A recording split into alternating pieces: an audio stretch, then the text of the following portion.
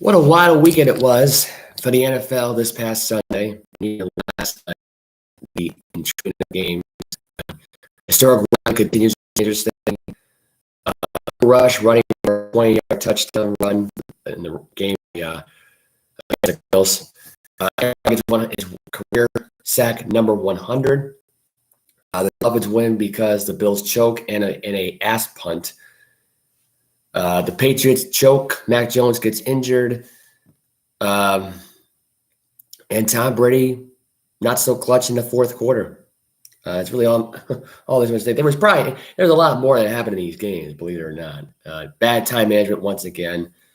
And Jimmy Garoppolo pulls a Dan Orlesky as well as. So they're lost to the Denver Broncos. I won't recap all the games and more. We'll get into some college football news. I'm just gonna go through these scores quickly because I may have messed up on a few actually in the games. Ohio State did get the win, and they're black again against Wisconsin, 52-21. Oregon beat Washington State 44-41. This was a really competitive game. Texas A&M won by 2, 23-21. That was all the nightcap games here. Number 7 USC beat Oregon State 17-14. 19th ranked BYU beat Wyoming 38-24. 18th ranked Washington beat Stanford 40-20. And 13th ranked Utah beat Arizona State 34-30. Now, I highlighted the games that were already on at the time, but I gave the other previous scores from the week before. Or not from the week before. Sorry, the afternoon hand scores. Rankings remain still the same here. I don't think anything has really changed. They released the rankings as of yesterday. Nothing really changed, really. I mean, other than USC going up one ranking, Kentucky went up one ranking, Tennessee is in the top 10. Oklahoma State's in 9th ranked, North Carolina State's 10th ranked, Penn State's ranked 11th, Utah's 12th, Oregon's 13th, Ole Miss is 14th, Washington's 15th. Baylor went up by one ranking, Texas A&M is ranked, Oklahoma's 18th ranked, BYU is still 19th ranked, so for them. Oklahoma got the 18th ranking because they lost to Kansas State by over the weekend. Ranked 21st there now. 4 they went over Michigan State. Wake Forest dropped to 3-1. They lost to Clemson in double overtime. Florida State got a W, so they're 4-0 as well. Pitt's 3-1 after their win against URI, which didn't mean anything because URI nearly came back and won. And then Kansas State came in the top 25 this week. So that's really all you need to know, really, to have it on the college football news, really. Now let's get to the NFL to just screen things, really. Let's start with the Ravens and Patriots game. This game was the Lamar Jackson show. First quarter, long drive, down the field, touchdown to Mark Andrews makes it 7-0 Ravens. Later on in the second quarter, Mac Jones gets a 3-yard run in the end zone for a touchdown, makes it 10-7. I thought they took advantage of their interception was thrown by Jackson to Jonathan Jones. He also got a strip fumble in this game, not strip sack. Late in the second quarter, Mark Andrews once again gets a touchdown reception. McCourty on the coverage. Scores now 14-10. Nick Foles nailed a 50-yarder before the end of the half. The Patriots just continue to look good right now. Devontae Parker got a great pass for 32 yards. He had 5 catches for 156 yards in the game, no touchdowns. Later on, it led to Damian Harris with a 2-yard touchdown run, making it 20-14.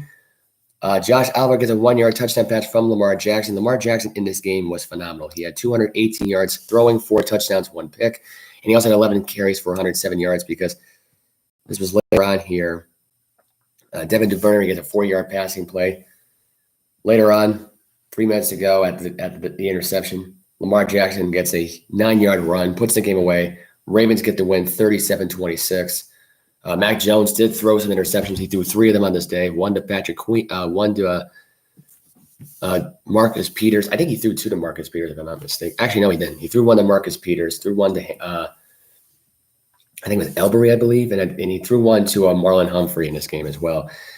Throwing off his back foot. He did get hurt at one point. Doctors are saying it's a high ankle sprain. We'll know more later on. Calais came in the tackle. 300 pounds of weight on his left ankle. Mac Jones writhing in pain as the Patriots dropped to 1-2. Lost for the second straight year, losing their home opener They are now 0-1 at home this year. They are 1-2 overall. Here's the thing you got to know about this whole situation, and this is all you need to know. Brian Hoyer will be fine as a starting quarterback. I saw a lot of panic today. I said to myself, I saw like possibly maybe this team's going to go 1-16 this year. I've heard a lot of reports saying right now they might go, winless the rest of the way. They can't beat anybody else. They're not as good. They got Hoyer now. What are they going to do? Hoyer's pretty good as a backup. He's below average, but he's in that total pool of like where he can come out with some good games.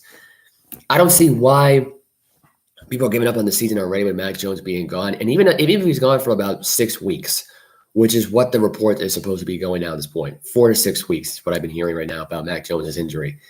Their season's not done. If it tells me anything here, the defense, they had a downward spiral yesterday. At one point, Justice Hill had a 34-yard run yesterday that set up a touchdown drive. I think it was their. I think that Ricardo blocked a match yesterday was made.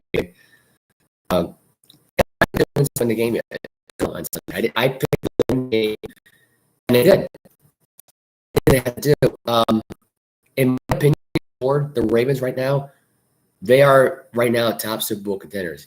Yes, they face a lesser Patriot team that is not keen right now to any system right now at this point. Their system is flawed. Having an offense coordinator, Matt Patricia, is not great. It's actually terrible. You got Bill Judge, who's this quarterback whisperer. I don't see how he is. And another way of looking at it is if you're and even with that touchdown drive late in the game, where they had a 1-yard run, they tried to do a 2-point conversion there. There's something there that just failed. Stevenson tried to hand it back. It was a lot of fun watching that game. That game was wild from start to finish. Unfortunately, it was just bad timing. That's all it was. It was bad timing. You got outcoached. You got outplayed really on the offensive side. Lamar Jackson basically did it all, and I think this is why he's right now in the MVP race. I still have Josh Allen win the MVP, but if he does something great against this Buffalo Bill team, I think he's a runaway with it because I don't see how it's not even possible at this point. You know what I mean? It's almost crazy not to think about it that way in those terms. Bills Dolphins. I'm just gonna get right into the. We're having some connection issues here. Oh boy.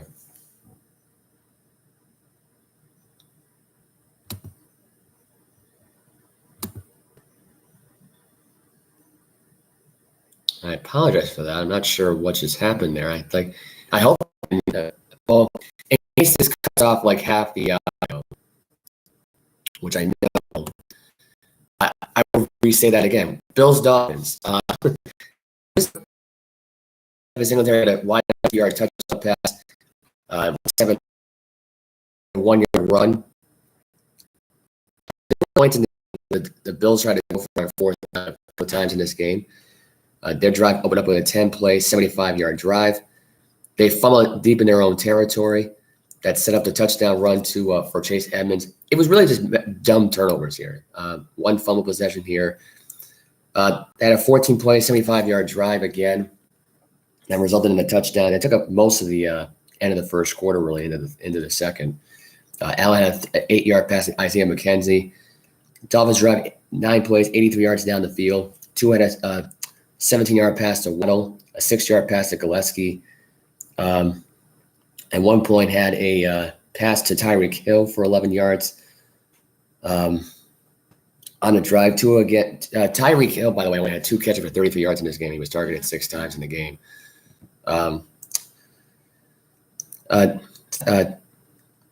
Carcraft, who was originally ruled out of this game, played. He got a touchdown reception and made it 14 all. After 2 punts there, end of the half right there, Buffalo couldn't capitalize on the 8-play, 45-yard drive. There's another bad bit with time management here. That was towards the end of the half. It was a pass to Stephon Diggs out of bounds, so they couldn't take advantage of it there. Bills had a 20 plays, 87 in 9 minutes and 22 seconds. Let's think about that for a minute. 20 plays, and it resulted in a 30-yard field goal from the Miami 11-yard line at the end of all it. This was, by the way, just incomplete passes, bad throws from the 11, and they were all short right passes, all of them. Actually, there was one that was short left, but the passes went to Diggs, to Singletary, to Cook, to Crowder. They were incomplete. One to Dawson Knox, but Knox was injured on the play. One was to Devin Singletary. One was to, I believe that was one running for Allen. I had a pass to Davis in the game. This was a rough one. That's all I can say. They tried to go for it on a fourth down on the next drive. I believe was on a touch. It was after Buffalo missed the field goal and Miami score. 15-play drive that 1-yard line. They had a chance against Habit with a 10 to Isaiah McKenzie, incomplete pass. Josh Allen on the day was 42 for 63, 400 yards, 2 touchdowns, no interception, was sacked 4 times in the game. And this is all you need to know. Miami was about to punt from out of their own end zone. It ricochets off the fullback's ass. And it now will be infamous as the butt punt here. It was a safety. Miami gets on the board 19 last chance for Buffalo. They try to make something happen right now. They try to spike it. Basically what we saw was 49ers Cowboys from last year where they were throw the ball deep down the field, in the middle of the field there. They were getting close to the red zone. Allen spiked it, but couldn't get the spike off in time. Time expired. There you go. So Miami Dolphins are now 3-0, and they beat the Buffalo Bills 21-19. Bears Texans. Actually, before I even get to the Bears Texans, let me just put this in perspective. This was a wild game yesterday. Buffalo had a lot of missed opportunities, a lot of long drives, and didn't result to much of anything here. And right before the end of the half, when they could have tied to 14 and that throw was out of bounds to Stephon Diggs and somehow the time expired there at that point, my first initial thought was that this was just a bad day for Buffalo. And it was going to get worse over time because they weren't hitting on all cylinders in this game. Ken Dorsey towards the end of the game lost his shit and basically just started throwing it around, started throwing his paperwork around. It was not fun for yesterday.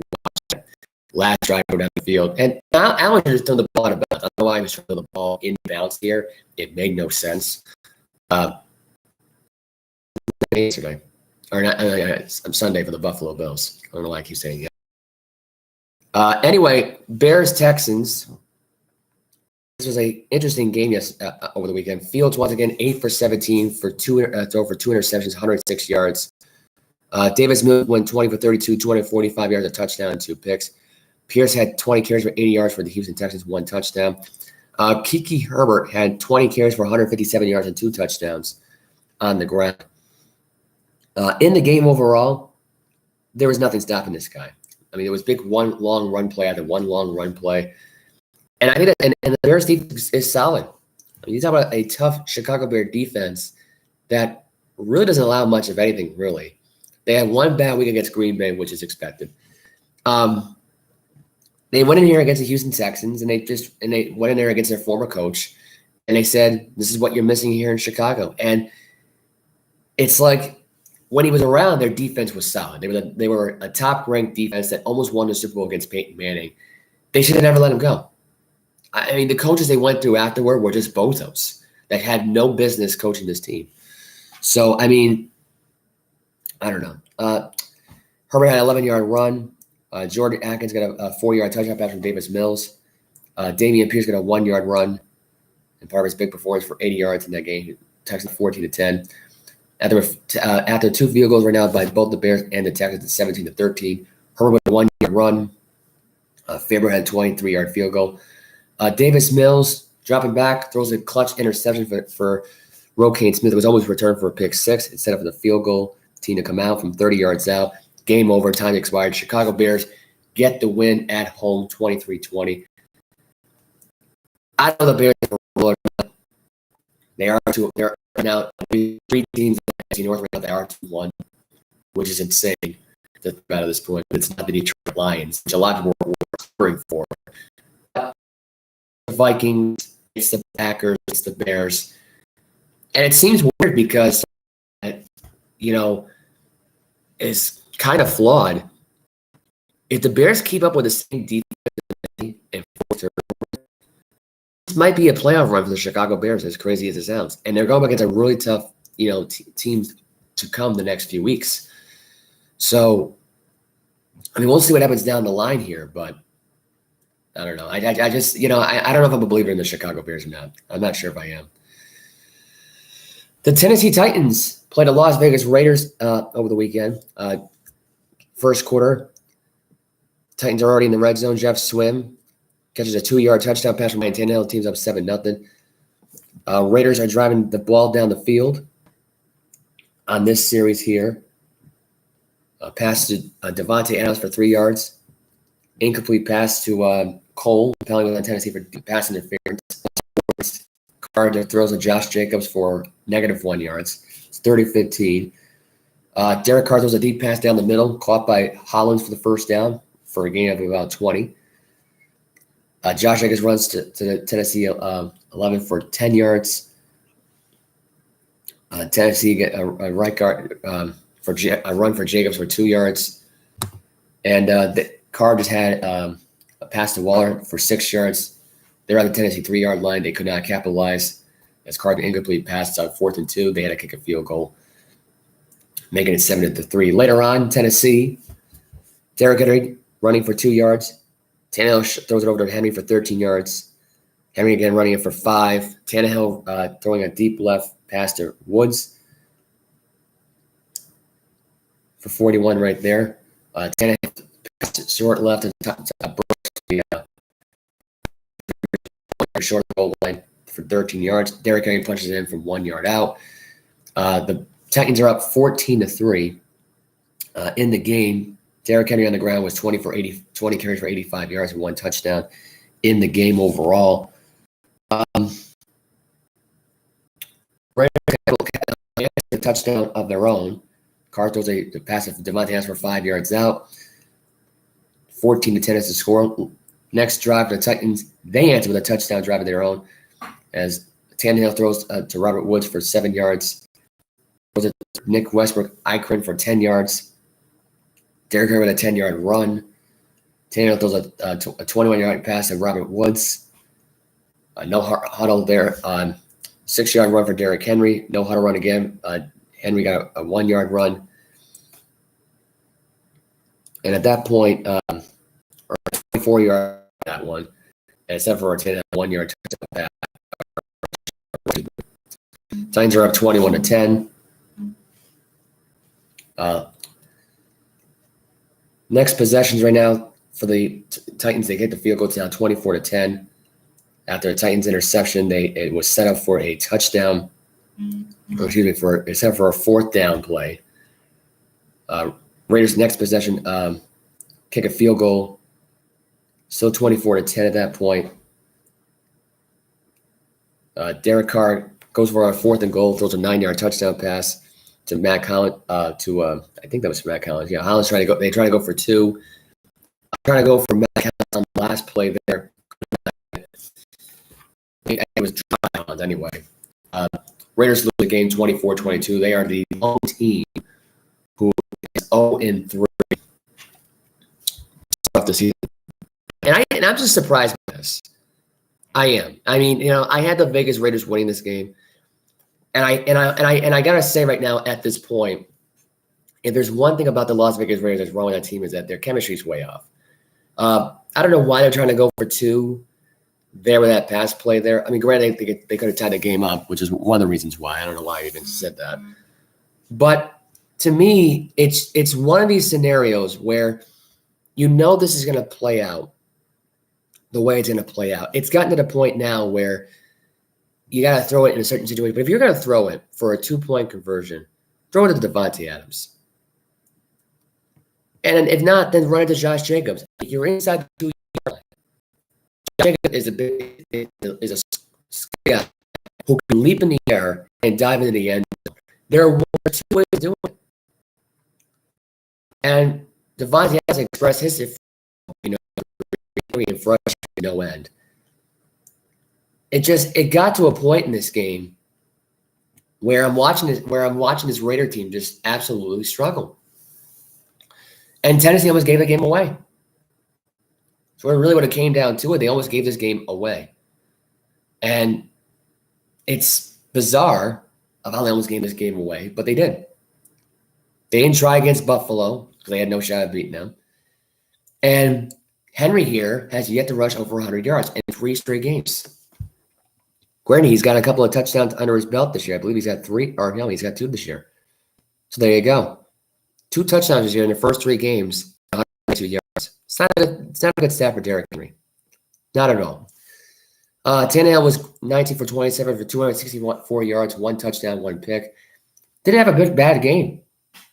Woods had 4 catches for 85 yards. Derrick Henry had 5 catches for 58 yards. Nick Irene had 3 catches for 40 yards. And Trey Brooks had 1 catch for 13 yards. He was targeted twice in the entire game. Trey Brooks needs more opportunities on the Titans team. He's not getting enough opportunities. He's just not. Devontae Adams yesterday had 5 catches for 36 yards for 1 touchdown. Hollins had 8 catches for 158 yards and a touchdown. Was targeted a hell of a lot more than actually hasn't been both targets. So at one point, 3 catches for 22 yards, 5 times. Not much there to say about this team, really, other than the Raiders right now have no chemistry. They got a head coach right now that seems to not have an edge, not be a believer. No one seems to believe in him, really. And it's one of those things where if they have a horrible season, if they go 7-10, they'll find another coach. Realistic taking the whole thing, because this is not well. It's just that simple. This team not be 0-3, but they are. Kansas City and Indianapolis had a wild weekend. Matt Ryan gets his first win of the season right now with the Colts, as they're now 1-1-1 in a 20-17 victory. Chris Jones had an unsportsmanlike penalty. He said something to Matt Ryan. That was towards late in the game. Eric Bieniemy and Patrick Mahomes were going at it. They were arguing during the game. Andy Reid had to come in and break up the fight that was going on. As there a muff punt by Sky Moore and the Chiefs right now, the Colts try to go for a 4th and goal, and they are successful with a 1-yard touchdown pass from Matt Ryan to Jalen Woods. Travis Kelce gets a 3-yard touchdown pass, really the only highlight for him all day in this game. As Kelce had really not much to say in the passing game, really. He had 4 catches for 58 yards and a touchdown. Later on in the game, got there a field goal there. Clyde Edwards-Helaire gets a 1-yard run. It's 14-10. Matt Amendola is 17-10. Now, here's the thing that really gets me. They try to go for a fake field goal in this game with Matt Amendola, who already nailed a 26-yarder. And it was on a 4th and 11. Okay. I don't know what's Bieniemy's call. I don't know what's Andy Reid's call. It was the stupidest decision. I don't know how anybody missed this. They're trying to go for back there and obviously. But this was by far the dumbest decision here, because you could have punted the ball, relied on your defense, pinned the team deep. It was a 55-yard field goal, and I think Amendola at that point already missed a 34-yarder at that point. And it was just dumb playmaking, and on that fake field goal. And I just think to myself, it was just bad. It was bad. The Colts had that set up a 16-play, 76-yard drive, and this is where the Chris Jones penalty came into play here. But then after that one, Jalen Woods gets a 12-yard touchdown pass from Matt Ryan. First game-winning drive of the season for the Indianapolis Colts. Later on, Patrick Mahomes' last chance. They're from the shotgun right there from the 42 seconds ago. Trying to Smith-Schuster. Here's Floyd. That's it off of the Colts. It's going to point to 17-3. Wide receiver in the game. Smith was 589 yards, no touchdowns. Kelce had 4 catches for 58 yards. Marcus Valdez had 4 catches for 48 yards. There, Kelce got the touchdown game.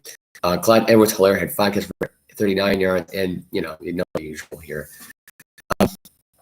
Mahomes had 4 carries for 26 yards.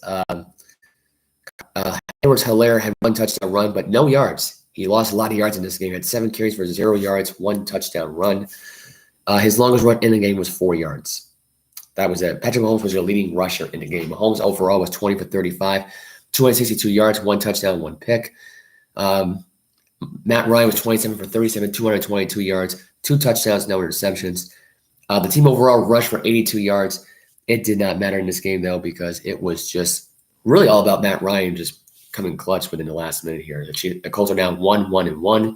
The Chiefs are now 2-1. So kind of surprising. I didn't think Kansas City was going to lose the game. It actually threw me off guard that Kansas City lost this game. This was just bad time management all the way around. It was that simple. There were some drives that you could have easily that they screwed on their own. They had missed field goals. They had some penalties. They had some mistakes. They had and I didn't get the audio at the press conference afterward for this. I wish I did. I would like to know what the hell the fight was about. You know, was it on a drive down the field? There were a lot of points in this game that left my head scratching because I watched most of the highlights of this game, and my first thought was it was early in the game, so something must have been said. I don't know what it entailed, but something had to be said. And the Chiefs in this game, whatever it was, it got right in their heads.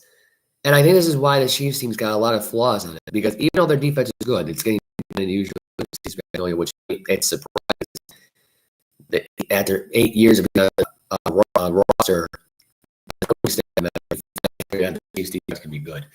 And they might be good. They might be in the top 5 this year in defense this year. I'm not sure. But they played yesterday their best defense they could have played. And Chris Jones with a dumb penalty, dumb mistakes towards the end of the game, allowing Matt Ryan to come back and make – and this was by far not the best Matt Ryan game of his career, not even close. In fact, you could argue right now, even within a win, this was probably the worst win he's ever had in his career.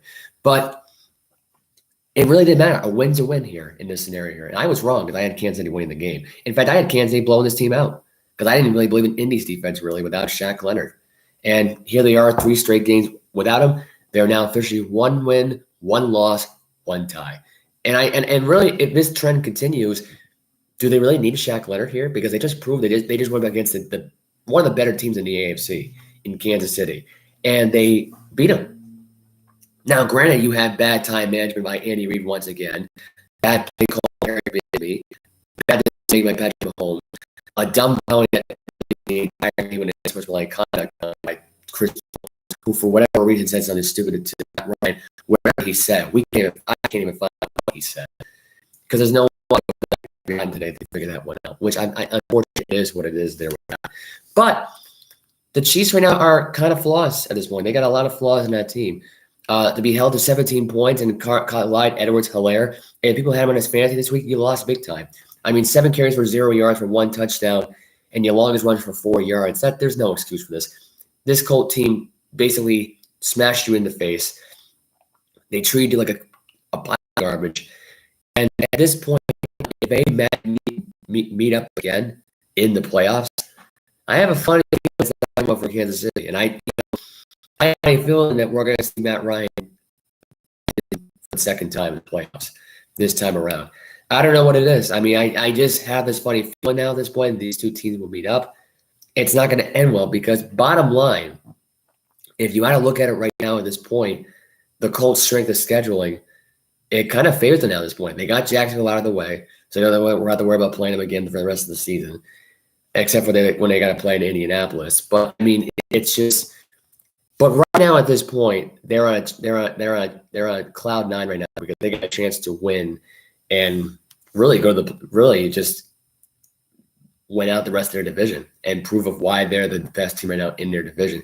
You could argue right now it's Jacksonville after this week against the Chargers. Anyway, I'll give you some of the scores in the games right now.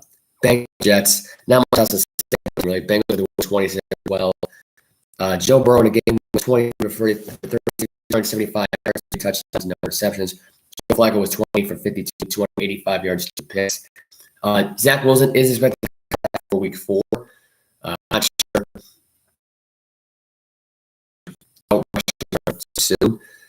But other than that, it's a bad game that the Jets have really had. I mean, let's be honest right now going forward. If pretty. But Burrow had enough time in the pocket. I mean, yeah, it was against the crap defense, but the offensive line was a lot of game, protecting Joe Burrow and some, even though it wasn't for much. As a team overall, they had 69 yards rushing. And Mixon really only had 24 yards in this game, so really was kind of disappointing. But Perrine was, the one that got most of the running done for them. They had 28 running plays anyways. Overall, the Bengals got the win there. Lions-Vikings. This was an interesting wild game here. Jamal Williams gets a 2-yard run, puts the Lions up 7-0. TJ Hawkins gets a 5-yard touchdown pass from Jared Goff. It's 14-0 Lions. Kirk Cousins gets a 1-yard touchdown pass to Adam Thielen, 14-7. Dalvin Cook in the red zone with about a minute ties the game at 14 apiece. They're going at the end of the half here. Second half here, Austin Sherbert made a 40-yard field goal. Jamal Williams a 13-yard run, makes it 24-14. Alex Mattison, 6-yard run. The touchdown there, 24-21. The Lions try to go for a 54-yard field goal. It is completely missed. They get the field back with possession of the touchdown drive. To really seal the deal right now is the Lions, as the Vikings back win the game 28-24 on a 20-yard pass to KJ Overson, who was so wide open. Really funny. And all I got to say about that time, I don't think they trusted Jared Goff in this game.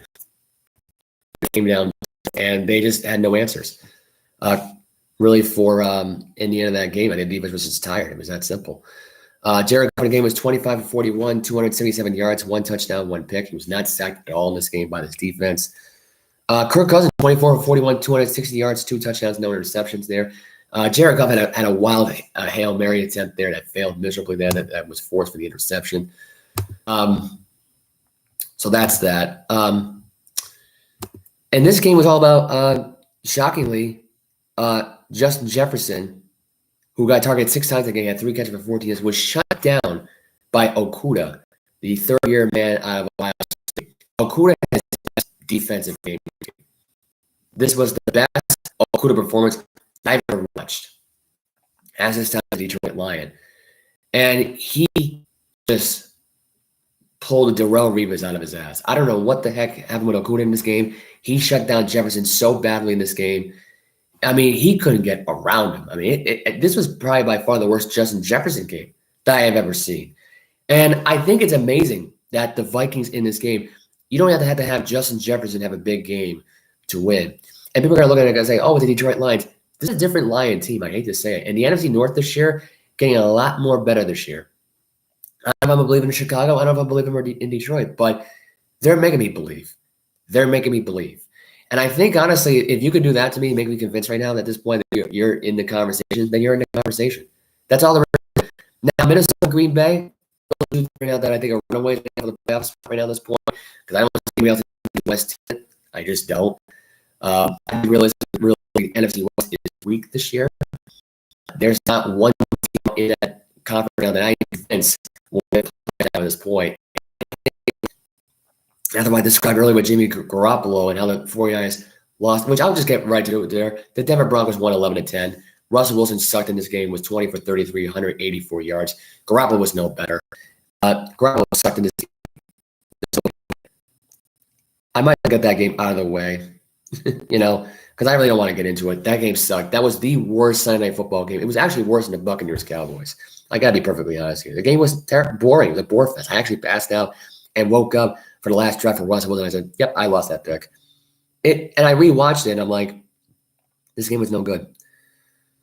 Garoppolo was 18 for 29 in this game, 211 yards, 1 touchdown, 1 interception. The lone touchdown he threw was midway to Brandon Ayuk.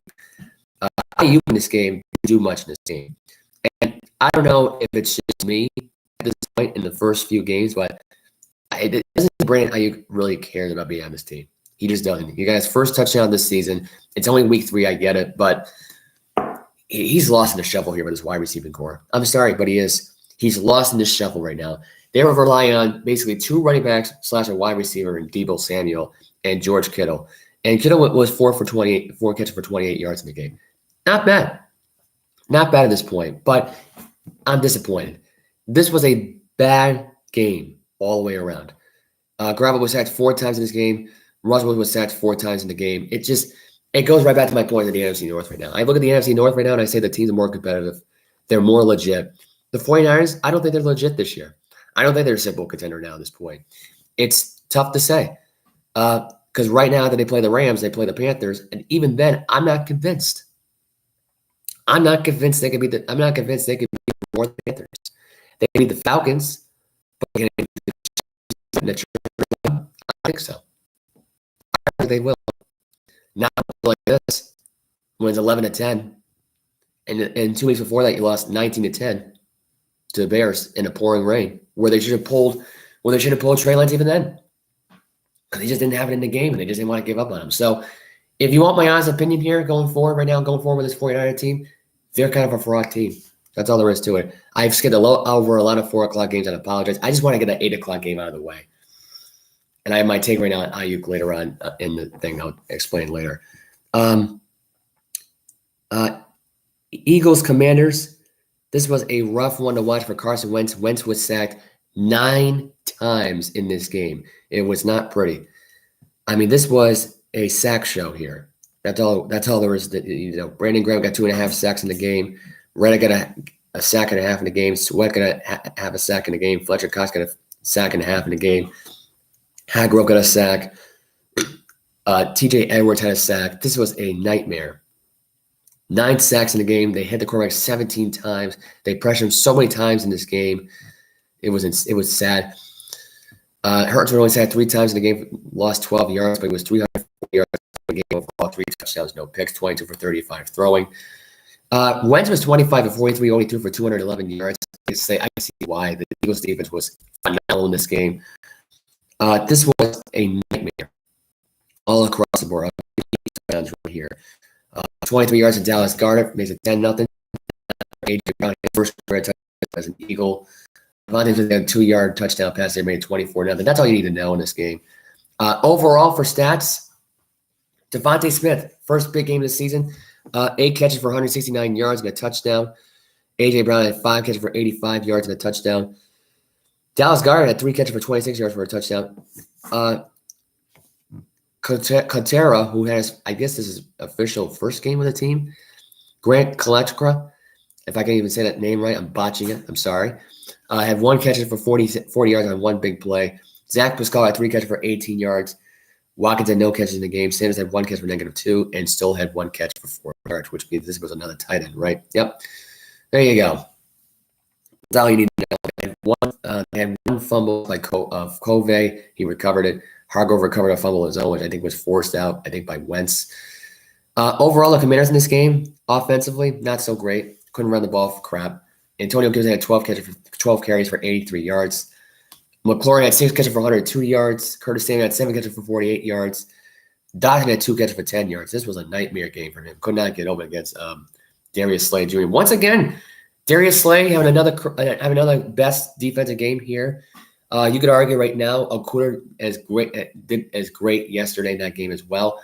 They were 2 best defensive players yesterday in the game with their respective games, which were the Lions and the Vikings and the Eagles and the Commanders. Now, granted, the Eagles are 3-0 right now and got their 3rd win. The Lions lost their 2nd game of the year, but it does make up for something.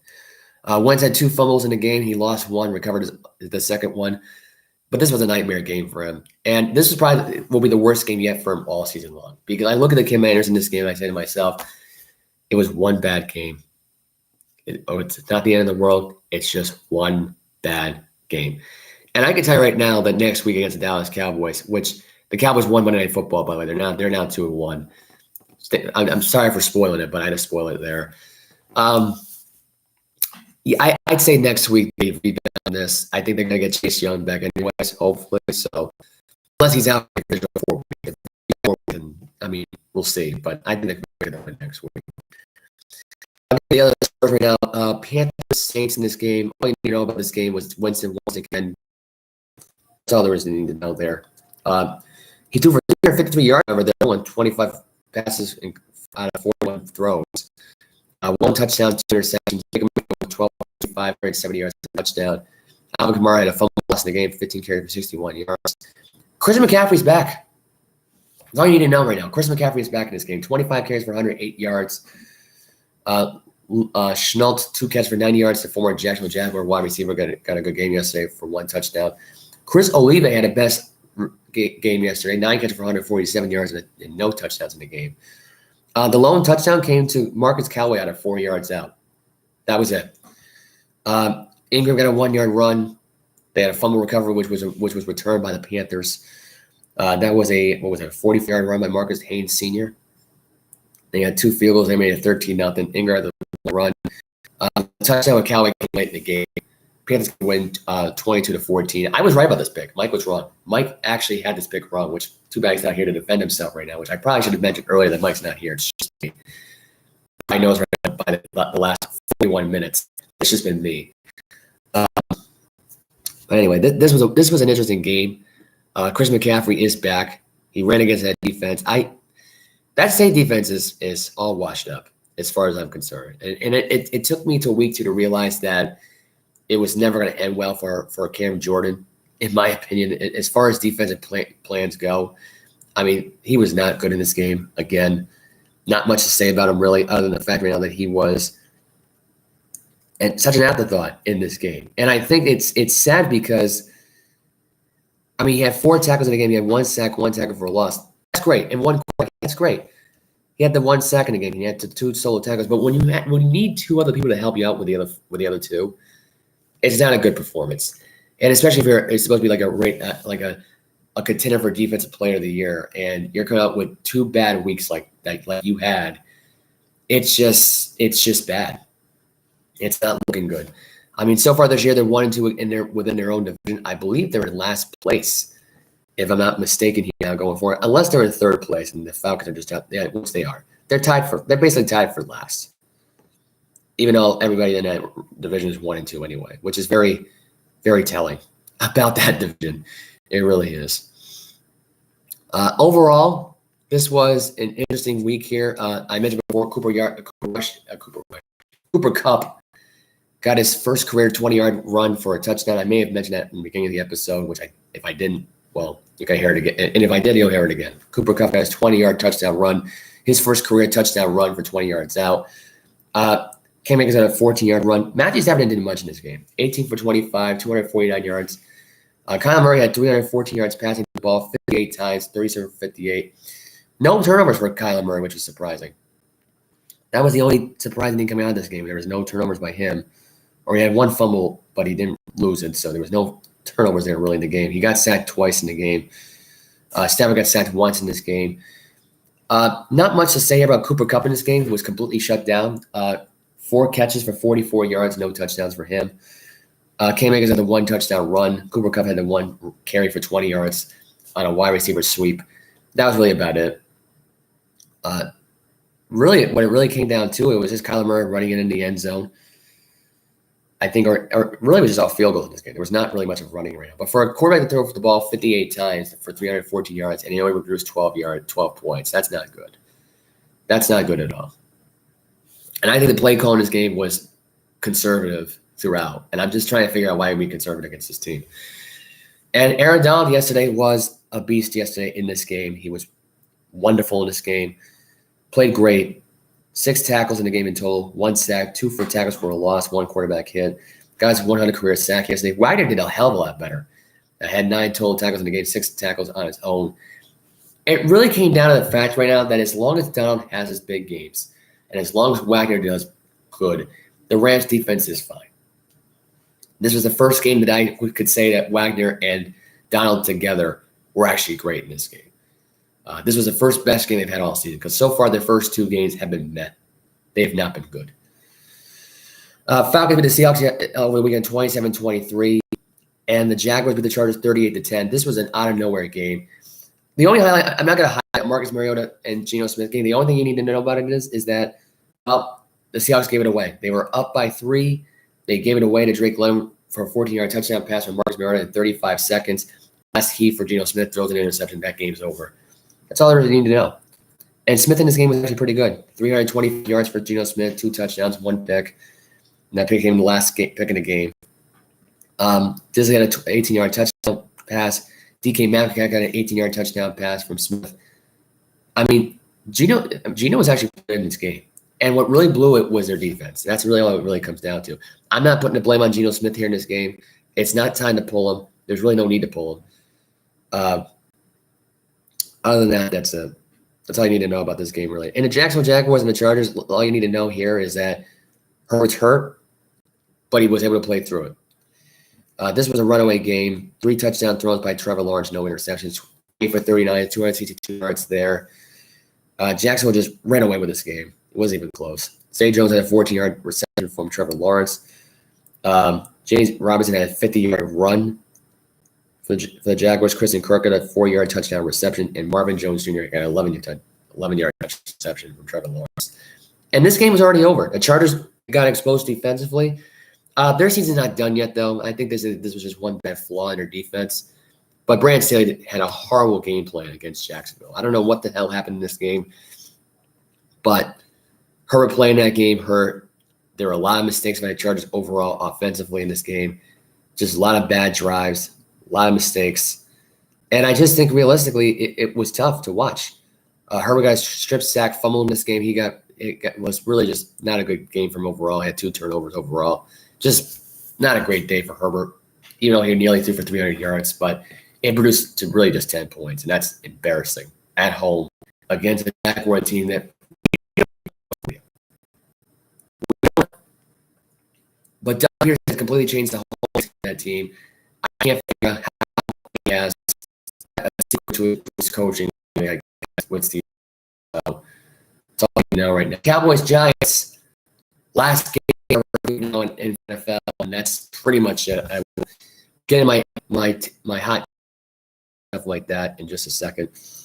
CeeDee Lamb had a touchdown reception in the game. It was pretty easy, really. It was the easiest one touchdown I've ever seen. Really started out with Graham got the field goal getting blocked. This was field goal fest at this point. I'm going to fast forward to Saquon Barkley's 36-yard run in the third quarter, made it 13-6. Ezekiel gets a 1-yard run. CeeDee Lamb gets a 1-yard touchdown pass from Cooper Rush in this game. Last chance for the Giants right now. Daniel Jones throws the interception to Trayvon Diggs. It's 23-16. Sterling Shepard got carted off the field because he injured his knee. Done for the game there. Cowboys got to win 23-16. I actually forgot to highlight the Packers-Bucks game. That'll be the last game to highlight. But before I get to that game, let me just put this in perspective. Daniel Jones in 9 games. This game was not pretty. Definitely really out of this game alive. And the fact of the matter is, Saquon Barkley's really biggest run in nearly 4 years as a Giant for a touchdown that didn't do it. And there was this bad management early in the first half when Daniel Jones got sacked. They didn't call a timeout, and they tried to go for a 4th down. And they failed. That's where I thought the game was in Dallas's favor from that drive and that late in the second quarter. Don't know why he didn't call a timeout there. This was the second time in 2 weeks that an NFL team has done this. Really, the game. And I don't know if it's just Brian Daboll's mental was trying to call a timeout and Daniel Jones just wasn't going to have it, which I have a funny feeling that's exactly what it was. Is I think Daboll wanted his timeout more than Hackett wanted a timeout for that Denver-Seattle game. So you could argue right now, I'm not putting Daboll, I'm putting Daniel Jones. And that in the end, Sterling Shepard having that non-contact injury, that's got to be tough. That's got to be rough. That's it for this kid. That's all you need to know. That is pretty much it for that kid now going forward. And Sterling Shepard, I don't know how he doesn't have a torn ACL after this. I really don't. Packers Bucks. All you need to know here is Dobbs got a touchdown reception from the Packers. 5 yards out from Dukes, 6 yards out from Allen Lazard. Tucker had 2 field goals in the game, both for 45 yards. This is a bad game. Russell Gage had a fumble loss right now. Pearman had a fumble loss in this game. It was just bad possession to bad possession. They had a lot of punts in this game. Pearman had 2 fumbles in the game, lost 1. Gage had a fumble, lost the only one really he had in the game. It was not a good game for Russell Gage. This guy 12 kicked for 87 yards. Not a good game. And the one flaw I had to say about this is the game. Why he left that last time up, like you were in that range of spiking the ball. You weren't that far. You were right in the I'll never know. I don't understand what the hell. But you got the touchdown to Russell Gage. You should be called. Now, Rodgers, I think, point out the fact right now that they got away with the delay. Got away with the delay game, which is what he said. He used to run the flaw in the Buccaneers' judgment, I guess. So with the play clock there, pointing it out as a delayed game. So he got one on Brady there. It was that simple. But Brady should have kept the timeout around there, call a timeout in that situation, and you would have had a game plan that would have worked. Or you could have handed it off to Leonard Fournette, or you could have just ran it in yourself and got the touchdown. I mean, at one point in the game, you had a 20 that was called back into a holding call, which the plays in this game were atrocious by Tampa Bay. They were pretty bad. You had a 25-yard run, which got to a point where you ran it for nothing, and you broke your knee brace out of it. So if you would have done that, and you would have kept the broken knee brace in there, in your knee, you dove over the knee right now and just clonked somebody through their face mask with a knee brace there, that would have been an epic thing to talk about. But he tried to go for throwing it to Russ. I think he was trying to throw it to Gage again. It was deflected by Davion Campbell. It was, at that point, the game was over. 14-12. Packers get the win. Now, here's my take on the whole thing on Cole Beasley. The game plan for him in this game made no sense. You signed this guy on Tuesday, right? Last Tuesday, you signed Cole Beasley. Or it was probably last Wednesday or Thursday. Hypothetically. This guy you practiced with all week long probably had over 50 snaps in practice. Why anybody would think, let me leave Perriman in here, engage in there, is beyond me. They were not having it in this game. Now, Brady had a long 89-yard drive towards the end of the game. He threw for 270 yards. Fine. I'll give you that. Rodgers in the game had 255 yards passing, by the way, on 2 touchdowns and 1 pick. That's all he needed to do. He didn't even need to do much in this game. 27 for 35 he was in this game. Brady was 31 for 42. He got sacked 3 times in the game. It was not a good day for Brady. Cameron had 5 catches for 52 yards. Perriman had 3 catches for 44. Fournette had 5 catches for 35 yards. Cole Beasley was bad in this game for 3 catches for 12 yards. He did not play in a lot of these snaps. There were 6 snaps he played in this game. I thought they only played 5. He played 6. Don't ask me why he was not using the game plan here, but I kind of have a really funny feeling that the Bucs didn't want him to play a lot in this game. I don't know why. I feel like it was a weird Todd Bowles decision-making here that cost him the game. Brian Leftwich probably tried to fight it here more because he was actually impressed with how he was doing with Tom Brady. Wanted him in there a lot. Bowles wasn't having it, I feel like, in this case here. It's really a divide right now with Brady, Leftwich, and Bowles. And we're in the same situation all over again now with Bruce Arians. And I already made this argument right now, like about a week ago, of why Bruce Arians should have come back to coach his team because he's more quarterback whisperer than Todd Bowles really is. He's just a big giant meme, Todd Bowles. That's it. I think, but now they make the argument now that Brady doesn't want Arians around either. So what does Brady want? What does Brady want to do? I think realistically here, this is probably the best Brady game I think I've seen all season. It took 58 minutes to get it out of him, but that's what it really came down to was those last, what was that, last quarter, and it was not a good game overall. It was not a good game for Brady in that scenario there. Just the whole game plan around was terrible. They couldn't run against the Packers. I think they did worse in the game against the Packers here defensively, trying to run, than where they were against the Saints about a week ago. So that could just be me, but they were held to 12 points. That was impressive by the Green Bay Packers defense. They were able to do that against this team. Very surprising. But he's gonna. I don't think we're because the defense is great, but I mean, it cost him. I'm sorry, he did. There's no other way to put it. Bulls doesn't watch that time, and he didn't. He just let Tom run the show. But the difference here is that these scenarios, there were some times where Brady just ran the fourth quarter and Todd Bowles ran the first. Like I've been seeing it a lot in these games by the play calling here. So I mean, I don't know what else to say here.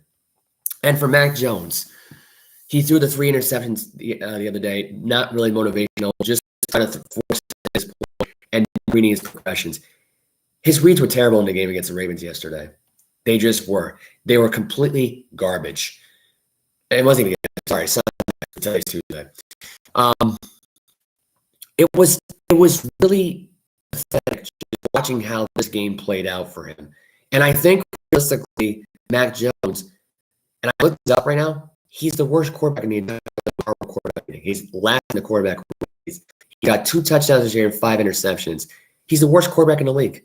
It's that simple. Matt Patricia and Daniel and Joe Judge managed somehow to turn this rookie phenomenon into the worst quarterback in the entire league in the span of 3 weeks. That is what this trio has done. That's it.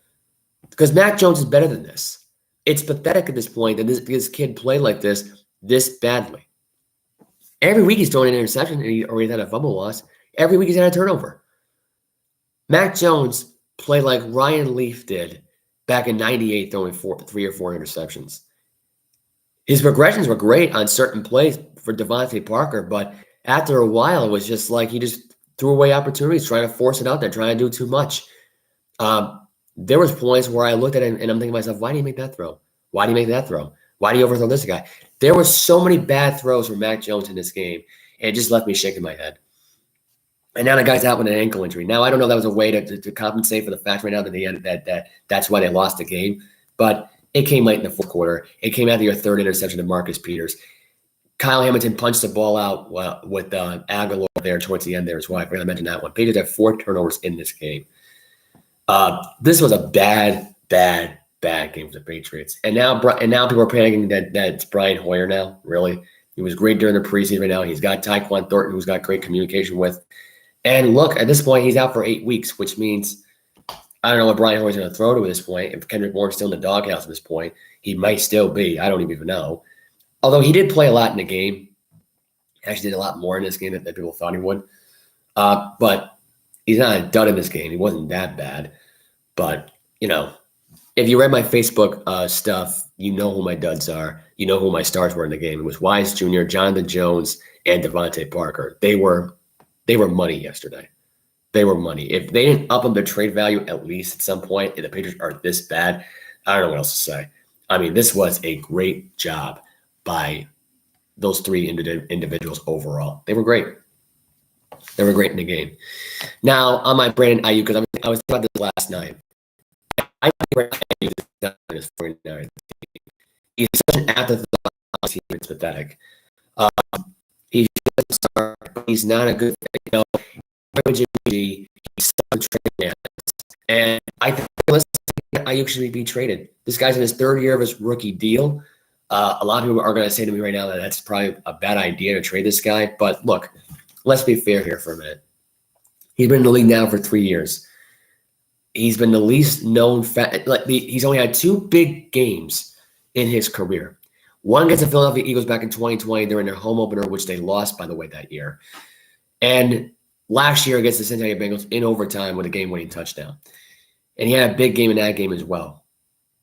So since those 2 games, I have not figured this kid out at all. He can have big games. The problem is it doesn't result in anything because the rest of the team blows. But when he has a sucky game, the whole team blows.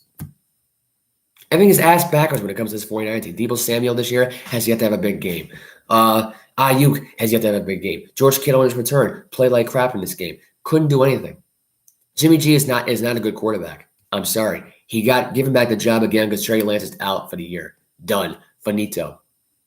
And there was a rumor saying that he was that the trade was nixed between the Commanders and Jimmy G at this point for Jimmy G to go to Washington. I look at it like this. Kyle Shanahan and John Lynch were the one that nixed the deal. And Ron Rivera denied it about that whole deal, that whole scenario, that whole situation, denied and said it was bull crap. I look at it like this. He probably didn't know what Carson Wentz was going to become. The guy's got his game figured out. He had one bad game yesterday against the Eagles in this game. Their defense is tough, and they're surprising a lot of people. And I was really their defense. So that 38-35, other defense. But when they came out and played the way they did against the Vikings and the Commanders, I said to myself, holy crap, what the hell is this game? to my Brandon Ayuk point. I think Brandon Ayuk might get traded. I don't know what it is. Like, I thought about the NFL trade deadlines coming up right now, and I just look at the whole rosters, and I say to myself, I can't see any of these people getting traded besides Brandon Ayuk. He needs a fresh start. The kid needs to get the hell away from Jimmy G. Needs to get a hell away from the San Francisco 49ers situation. That's all there is to it. I don't know how Ayuk was feeling about Trey Lance. I think he liked him in the beginning. They were working things out in preseason. They were great together. Jimmy G and them, they're good. They're hot. They're cold. It's one of those things where Ayuk could be a number one wide receiver somewhere else. That's what he was drafted for in the beginning. In reality, he never was that when he was with the 49ers. And to me, I think Brandon Ayuk is better for one of these teams. The Cowboys, because they desperately need a wide receiver. The Ravens, because they desperately need a number one wide receiver. And I think he'd be good, really, realistically, for the Green Bay Packers. They don't really have a number one wide receiver right now. And the 49ers keep on struggling and losing games like this. I think Brandon Ayuk might get for a trade. I don't see how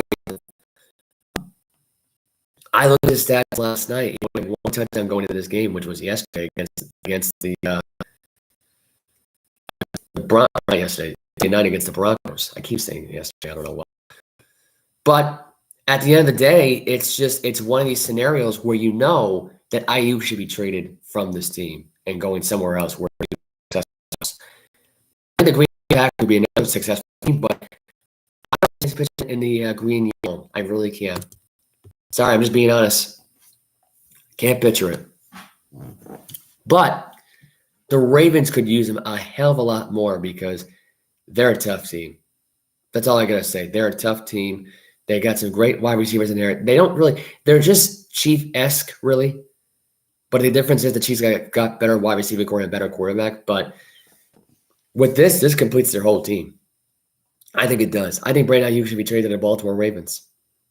You give up a second rounder or a third round pick in this whole ordeal, maybe one first round, maybe 2 second rounders there, and I think that's what Ayuk is worth. I think, because Ayuk has had some big games, he has. Don't get me wrong, but when it really comes down to it with this team, it's just he's got no place there. He has no place there on that team at all whatsoever. A complete afterthought, and I think really it's all about Jeff Wilson, Elijah Mitchell, who's out for 2 months, and Deebo Samuel, who's a running back / wide receiver, George Kittle, and that's it. I mean, there's really no place for him on this team. It's crazy. They had Richie James on there at one point. It was more about him in that game. And even Brandon, I think there was a game against the Patriots. I think he had a big game against the Patriots, if I'm not mistaken, that 42-6 win that the 49ers have had. It just all the way around. It was not a good matchup whatsoever at the time of the Patriots at that time during COVID. But Brandon Ayuk has had some pretty big games. And now here it's like you're left scratching your head thinking like, man, this guy is not good on my fantasy team. He's not good on this 49er team. He needs another quarterback. He does. After 3 years, I'm going to say it right now, Lance didn't do it for me, and Jimmy G ain't doing it for me. And Jimmy G was terrible in this game against the Broncos. I'm sorry, but he was. Russell Wilson was no better. I don't know what the hell is wrong with him. I think Nathaniel Hackett has officially broke Russell Wilson. That's all I need to say about that take right now. There's your take right there. There's your hot take right there. Nathaniel Hackett has officially broke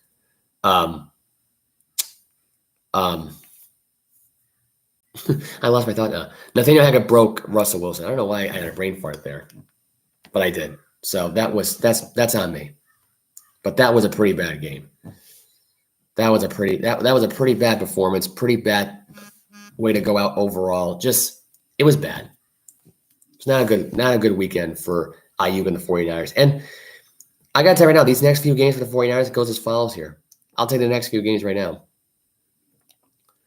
Monday Night Football against the Rams, at the Carolina Panthers, at the Falcons, and at home against the Chiefs, home and at the Rams, and home against the Chargers, at the Cardinals. These are the games coming up here. That's in that November slot here. I know that's more than just a few games, but there's several games here that's on their schedule right now that may be tough for them to play it. And that Cardinal game, by the way, they're supposedly playing in Arizona. Well, they're not. They're playing in Mexico City. So they're going to go one on two ways. Either Kyle Murray has a great game against that defense and just airs that ball out deep because of the high altitude, like that's similar to Denver's, or Jimmy G's gonna have a good game. I mean, it's one of those two. I just look at Brandon Ayuk and I just can't wait for him to get away from San Francisco, for him to get away from this mess of a situation that he's in right now at this point. And the Ravens may be the team that takes him. I'm just being realistic here. I think he should get out of there as quickly as possible. That's it. That's it. Brandon Ayuk should be traded. That's my take.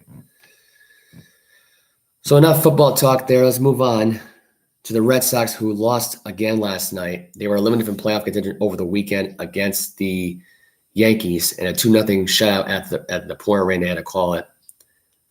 They lost last night 14-8. They are now officially 72-81. They are done as of this season. They were just out of it last night. I don't know who pitched in this game last night because I didn't really watch the game. It was innings. He went last night, 5 hits, 4 earned runs, 2 strikeouts. Danish was no better than Kelly and Bozano actually better. Again, I don't know who any of these people are. Just and when it comes to you're getting the Pawtucket Sea Dogs roster on a Boston Red Sox roster.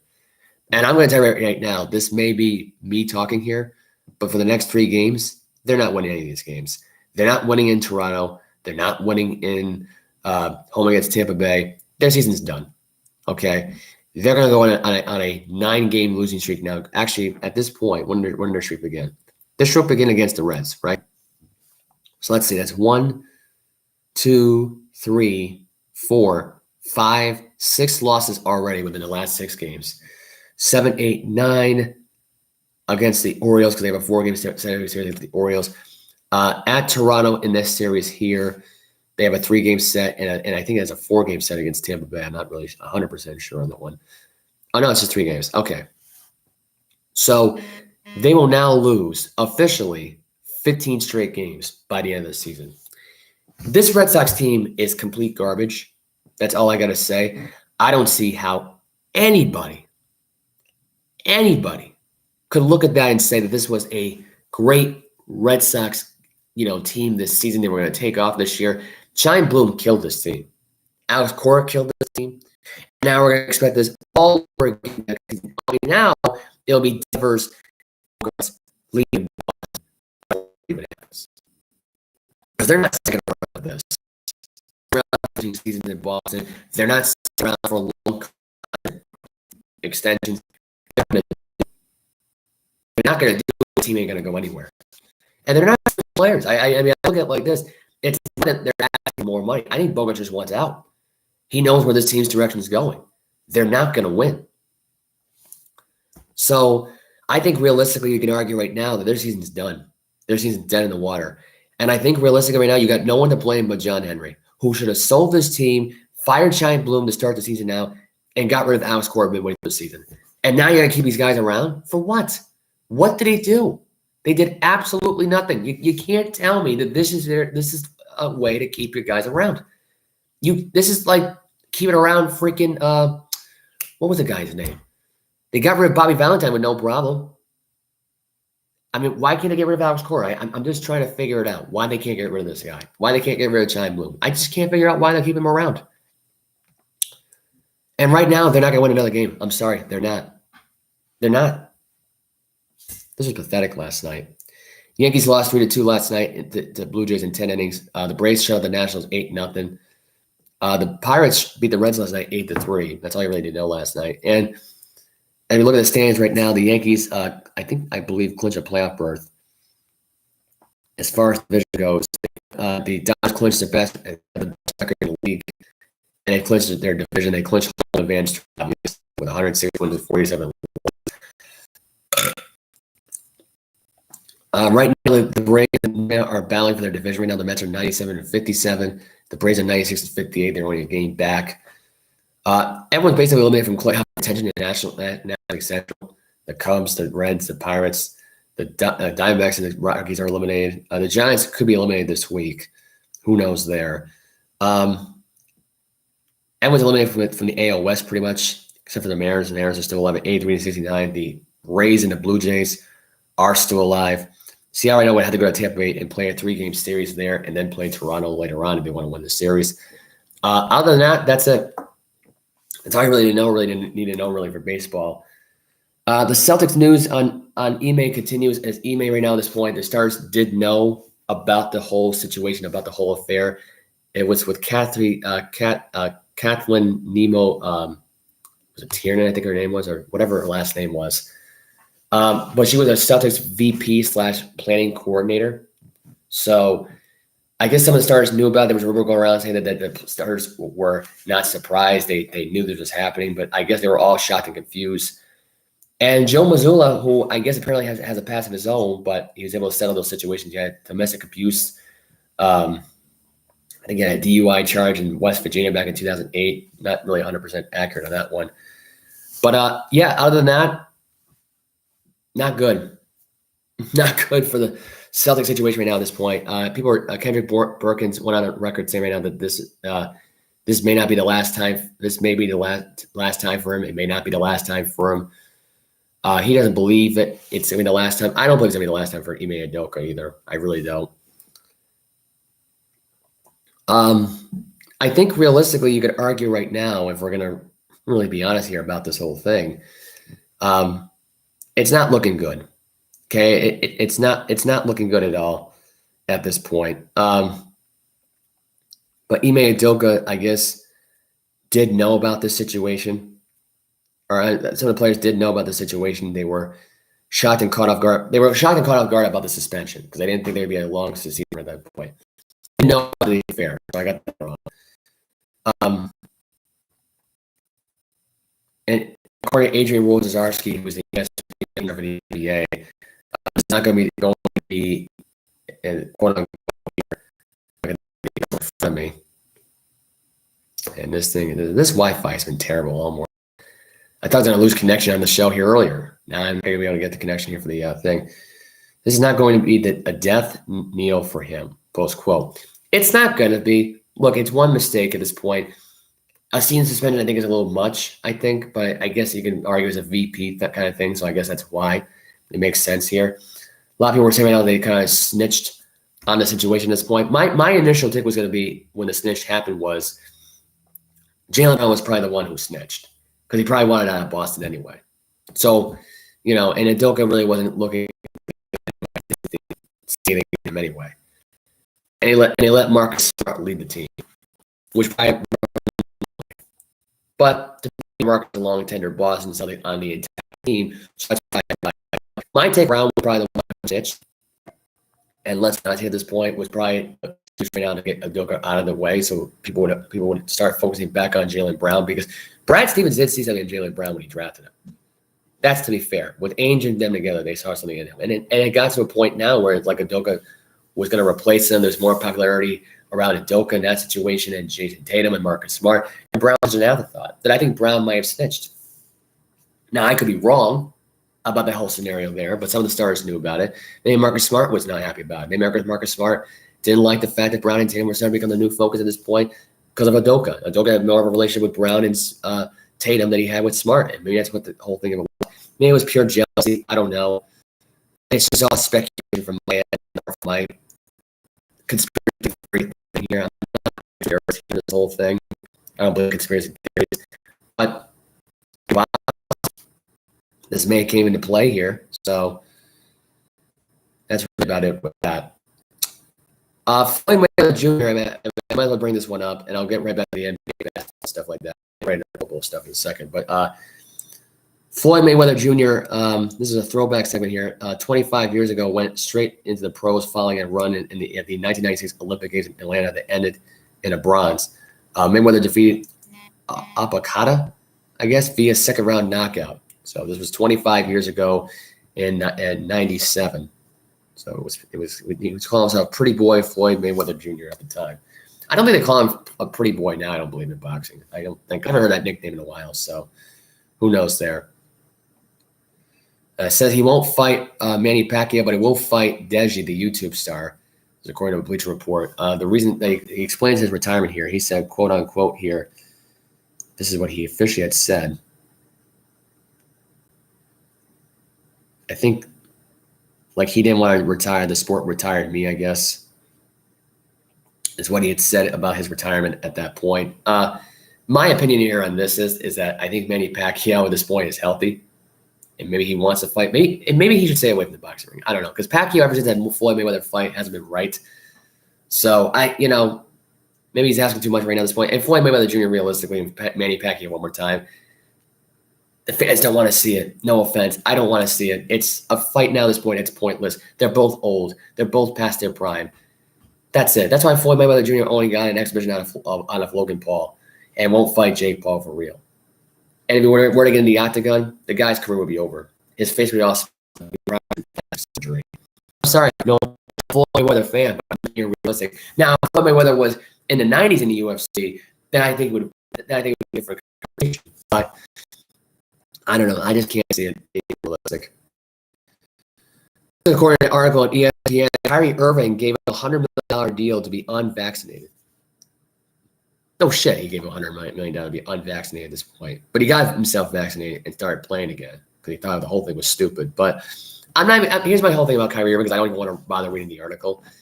Kyrie Irving, if you want my honest opinion, is the biggest crybaby, the biggest fraud in the NBA. That's all there is to it. He doesn't play a lot of games, whines and complains about what he wants, gets lost in his bullshit, beliefs outside of the NBA. He's a politician in the NBA, really. He's not even a player. He's an NBA politician who may as well come up with his own theories and his own stupidity to find excuses of why he doesn't want to play with a certain coach or why he doesn't want to play for a certain team. Comes up with excuses right now of cleansing the city of Boston. Give me a break. This guy is a nobody. He complains constantly. Granted, he's an elite player. He's one of the top players in the NBA. When he wants to be. But when he doesn't want to be, that's when you run into trouble. And I think here in this case right now for a guy who gave a $100 million deal, which is basically what he did to remain unvaccinated, and he finally comes out and says it now after a year. Like, we didn't already know that from media to public. Like, the media didn't draw that conclusion already. Like, we weren't smart enough to know to draw that conclusion. Give me a break. You're an idiot. That's all you need to know is you're an idiot. You got no business into trying to figure this stuff out.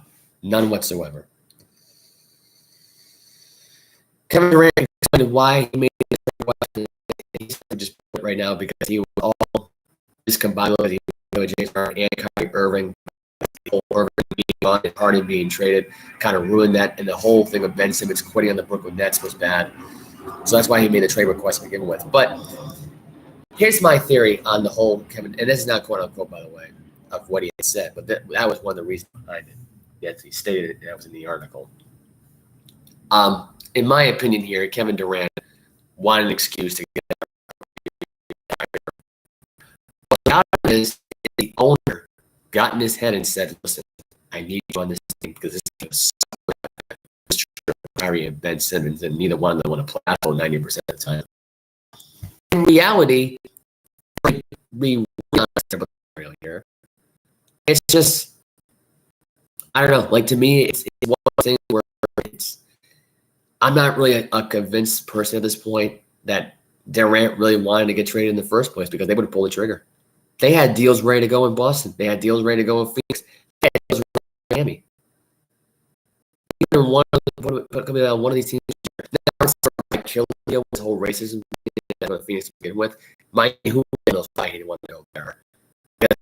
Leave him Miami and just get a very story about Miami, probably not in his head, Miami, and why it's not good. But Durant would have been more successful in Miami, and you can argue right now Durant would have won a championship with Miami this year. He would have never won a championship with Phoenix. Let's be honest there. Maybe just one if he's lucky.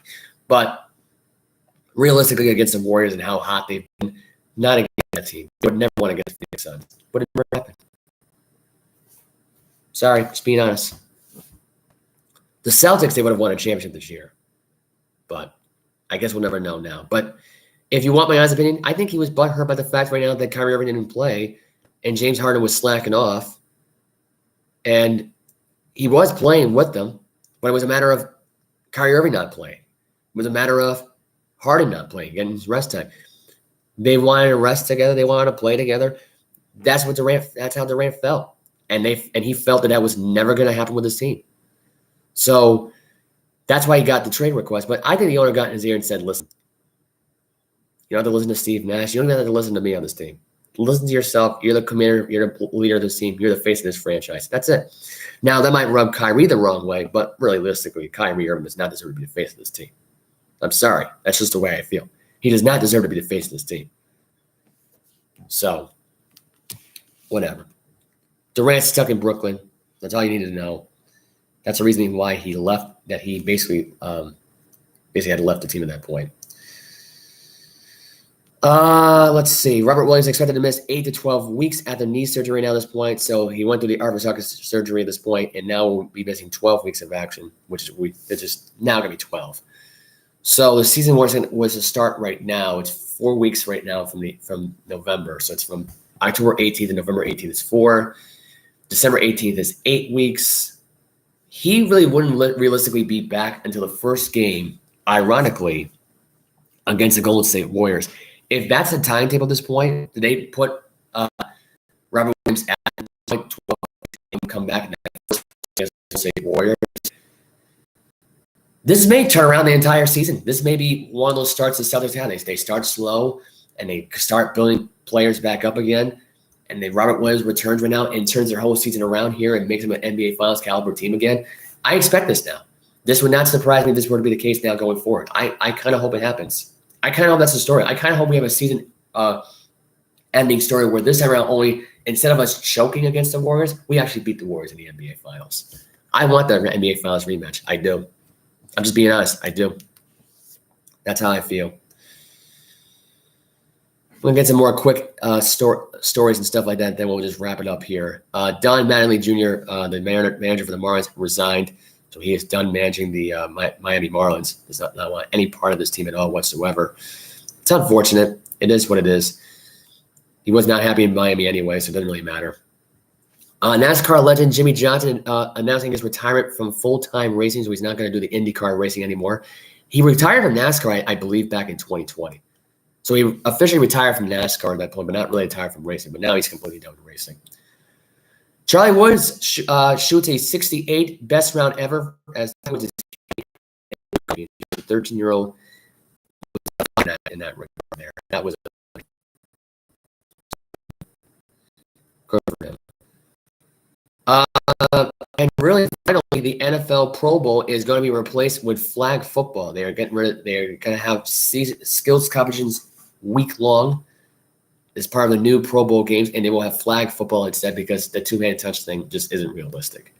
And I knew this was coming. This is not surprising to me. The fact that this came out this month here, because I thought they were going to wait in this for like another month or so, and then announce it then. But it came out as of yesterday, so the news broke out.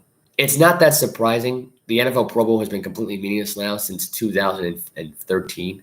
If we're going to really be honest with ourselves now going forward, and that's where the whole two-hand touch thing began. And those referees just kept blowing a whistle every freaking time when someone just poked somebody in their shoulder pad here.